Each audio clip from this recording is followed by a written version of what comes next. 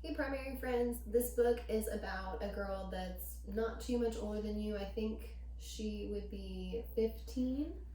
So, this is called Greta and the Giants.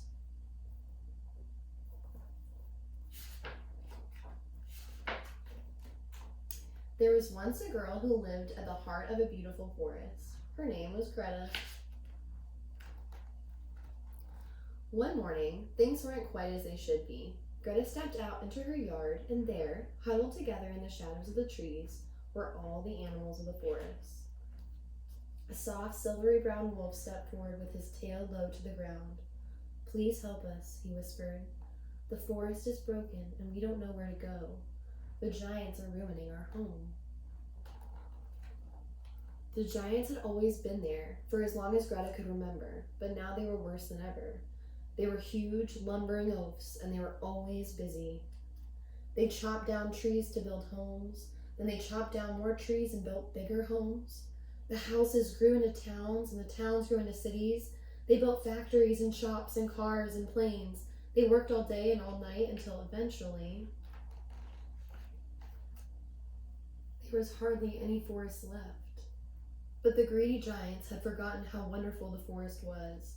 They didn't see all the little birds and bugs and butterflies and bears that trembled in the shadows, and no one told them to stop because everyone was scared of them. Everyone except Greta. "Will you help us?" asked the wolf. Greta looked around her. The animals looked tired and sad. She had to help them. But how? Then Greta had an idea. The next morning, Greta went to the middle of the forest and waited for the giants to come. She stood alone, holding a big sign. The sign said, "Stop!" She waited and waited. On the first day, the giants didn't see her and lumbered on by. And on the second and the third, too. But on the fourth day, something strange happened. A little boy who had been watching Greta made a sign and came and sat down next to her. He didn't say much, but Greta knew he felt like she did. "Listen." Soon, more people and animals saw what they were doing and joined in too. "Save our forest." "Help." "We love our trees." "Stop." "Who will help?" Ow. There's lots more. Wow.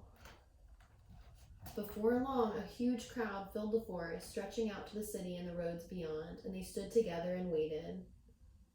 The crowd was so huge that the giants were stopped in their tracks. "Please stop," Greta cried. "Your greedy behavior is spoiling our home. You've broken the trees and trampled the flowers, and now the bees and birds have flown away. These animals are homeless, and our forests are dying." After Greta had spoken, everything was silent. But then everyone in the crowd began to shout, "The smoke from your fires is going to choke the air. You can help plant some new ones. Please stop cutting down all the trees and mend my home. We just need to take care of our forests and live together. Will you please try?" they all said.